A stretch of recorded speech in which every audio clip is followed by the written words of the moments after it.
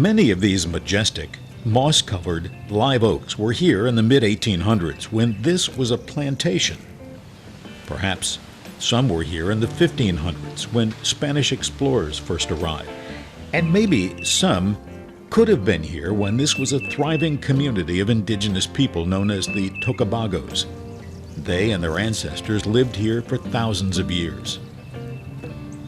Now it's Phillippe Park, located on the very top of Old Tampa Bay near the town of Safety Harbor on the Gulf Coast of Florida. It's named after Count Odet Phillippe, who acquired 160 acres here in 1842, 3 years before Florida became a state. Phillippe is the first non-native settler in what is now Pinellas County. Spanish explorers called the area Punta Pinal. Eventually, that became Pinellas. Phillippe was born to an aristocratic family in Lyon, France in 1787.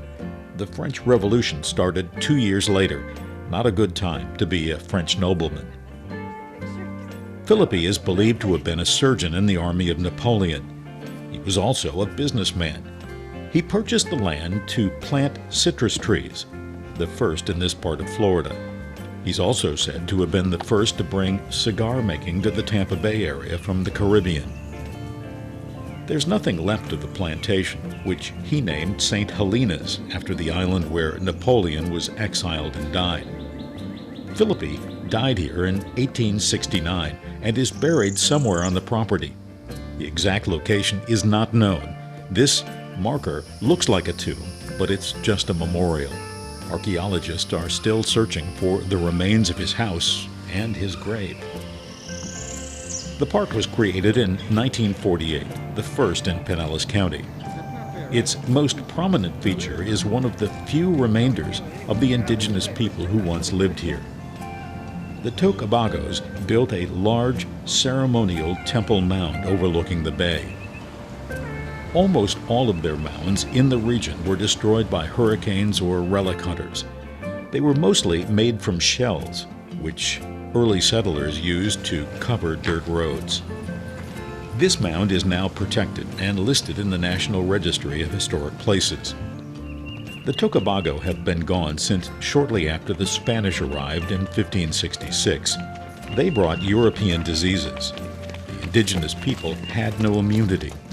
Of the few who survived, many were forced into slavery and shipped to plantations in the Caribbean. Those who escaped are believed to have been taken in by the Creek and Seminole nations. The park covers 122 acres, including a mile of shoreline along the bay. There are bike and walking trails, picnic areas, playgrounds, and a boat launch.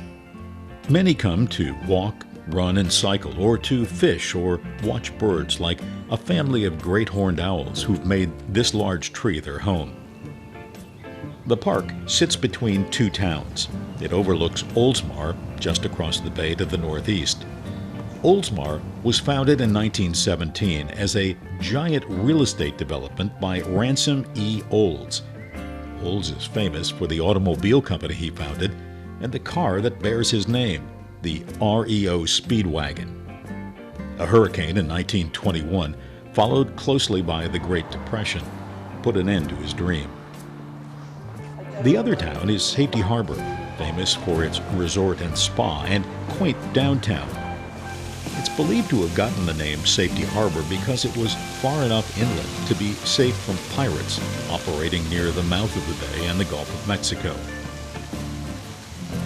Phillippe Park is a beautiful place. It's open from 7 a.m. to 8 p.m. There's no admission charge, and pets on leashes are welcome. Find a quiet spot and imagine the native people approaching the Temple Mound, the Spanish conquistadors, and Count Phillippe walking through the oaks to inspect his groves. If there are haunted places in Florida, this would have to be near the top of the list. Visiting a place like Phillippe Park reminds you that travel is the only thing you can buy that will make you richer.